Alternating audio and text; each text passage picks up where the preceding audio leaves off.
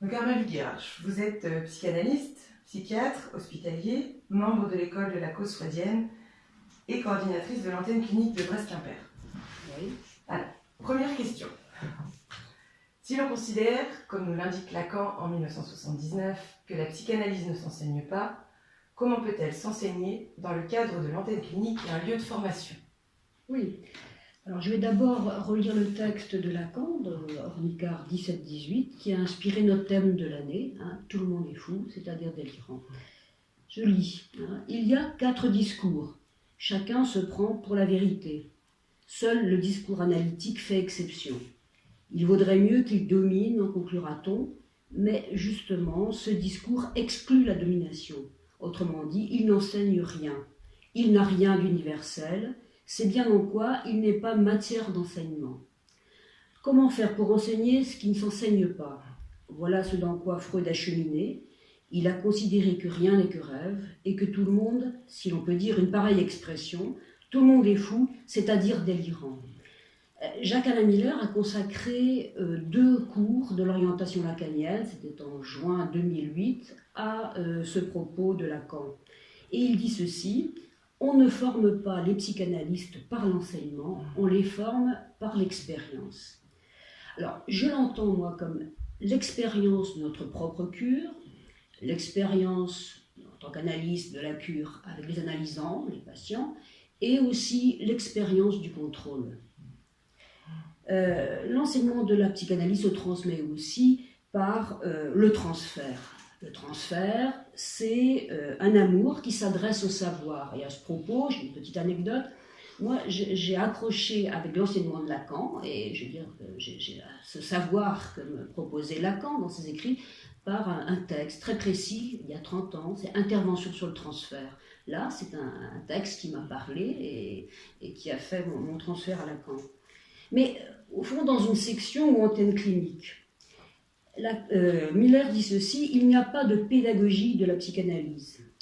Alors il y a un paradoxe finalement entre l'impossible à transmettre et transmettre. Et Miller dit que c'est de l'ordre de la contingence. Au fond, quelque chose dans un texte, quelque chose qui se dit, nous parle. Elle ne prétend pas la vérité comme les autres discours. Il s'agit bien plutôt de varité. La varité, c'est un néologisme de Lacan qui est entre la variété des solutions singulières, en tout cas c'est comme ça que je l'entends, et la vérité. À chacun sa vérité, à chacun sa solution singulière. Alors c'est une question que l'école de la cause freudienne travaille, et je l'ai entendu plus particulièrement cette année lors du congrès de l'AMP à Barcelone. C'est Dominique Laurent qui posait la question lors de la grande conversation de l'AMP. Et vous trouverez ça dans Lacan quotidien 776 ou sur le site de l'AMP. Alors, elle posait la question, justement, comment enseigner ce que nous appelons finalement S de grand cabaret, ce que nous appelons aussi le trou, le réel, le patou, ou le rapport sexuel qui ne s'écrit pas. Alors, il y a plusieurs réponses. Dominique Laurent dit ceci: la décision de Lacan d'enseigner se situe entre l'impossible à enseigner et la transmission intégrale. Et il reste une tension, une orientation, celle qu'a donnée Miller finalement dans ses cours, depuis très longtemps, d'orientation lacanienne. Et elle cite Miller.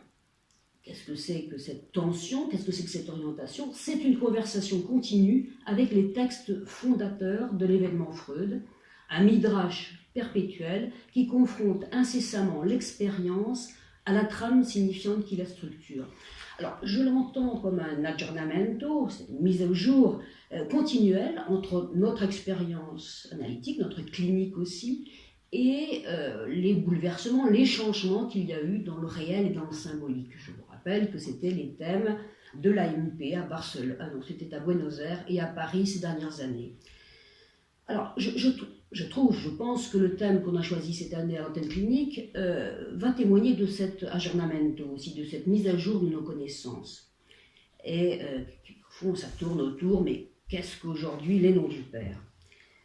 Alors, par ailleurs, dans les sections et antennes cliniques, les enseignants enseignent à partir du point où ils sont arrivés dans leur propre cure. Et à partir du fait qu'ils ont découvert la singularité de leur propre cas. Alors moi aussi qui travaille comme aussi comme psychiatre à l'hôpital psychiatrique, je me suis souvenu d'une phrase de Miller il y a longtemps, c'était dans Clinique ironique, il y a 30 ans, en 88. Il dit ceci: devant le fou, devant le délirant, n'oublie pas que tu es ou que tu fus analysant et que toi aussi tu parlais de ce qui n'existe pas. Alors si à 30 ans cette phrase me parlait, finalement je l'ai comprise qu'il y a quelques années et je pense qu'elle rejoint le thème de tout le monde est fou, c'est-à-dire délirant. Tout le monde est fou, c'est-à-dire délirant. Un troisième point important. Il me semble que l'important de ce que nous enseignons dans nos sections et en clinique se fait lorsque l'on fait ce qu'on appelle les conversations cliniques avec un patient ou les présentations de malades, disait Lacan.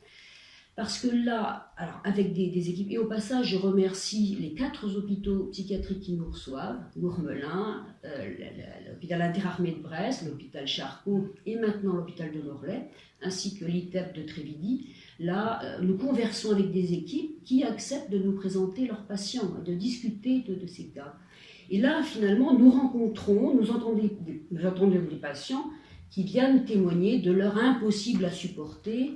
Vous savez que Lacan a donné cette définition de la clinique, le réel comme impossible à supporter. Vraiment, lors de ces conversations, on entend cela. On entend pour chacun ce qui a fait trauma, la rencontre avec la langue, et la solution singulière qui a été la réponse du patient, qui, s'il est hospitalisé, évidemment, ne tient plus. La solution est toujours symptomatique, elle est de l'ordre du sens, la jouissance, dit Lacan, et en cela toujours délirante. Lors des discussions avec l'équipe hospitalière et les participants, nous essayons toujours de faire entendre cette singularité, qui est l'envers du discours du maître.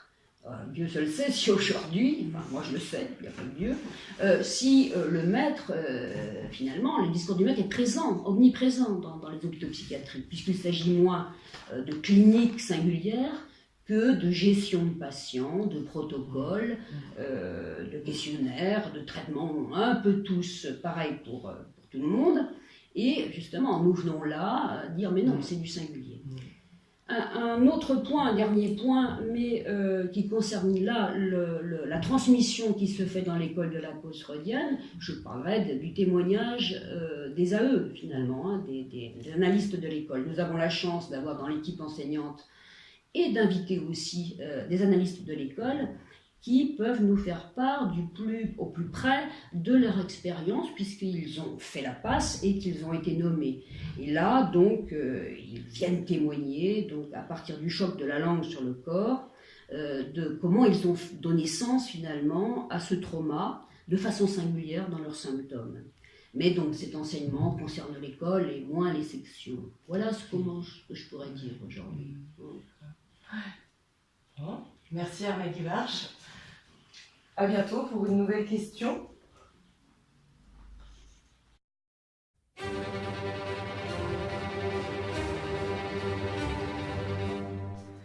Rendez-vous en novembre pour la deuxième question.